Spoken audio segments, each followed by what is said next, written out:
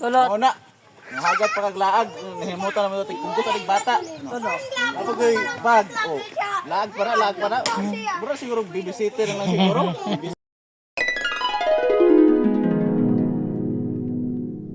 For today's video ay naglaglaag kami uban ng aking pamilya. At sa aking pagmata ako'y namanghaan nakaabot na kami dito sa itong lugar na napakalayo na naman.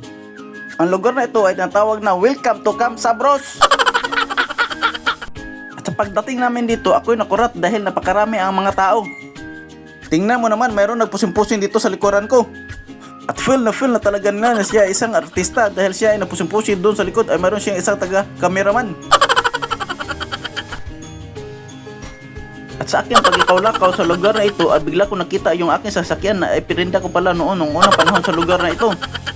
Sa aking paglibot-libot dito ay talaga napakanindot ang lugar na to dahil marami itong kahoy at magagandang tanawin at presko naman ang mga hangin dito. Sa aking pagpunta dito ay nabuslot ang aking bulsa at maubos ang aking kwarta dahil napakalayo ang lugar na to at kalas ng gasolina. Kaya ang aking alkansya ay naguba at nabungkag. Boss. Ara na ko ala kansa ya boss kay wala kwarta rin nahulog sa iglaag. Kaya kansa na ko na mga piso kung ara maghihog dito padala sa Palawan. Sige boss, salamat kayo boss ha.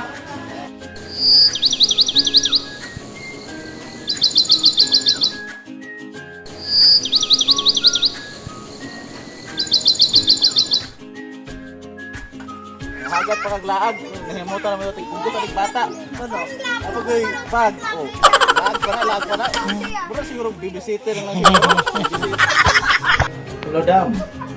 Naoy kon dia dam nganing direk sensilyo murag sa katarong nga sensilyo.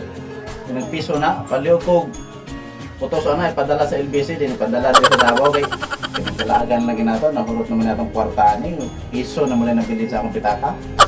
Paliw ko dam. Maraming salamat. Ang paglalaag pala ay nakakahurot ng pera kaya ako'y nagmamahay at hindi na uutro pa.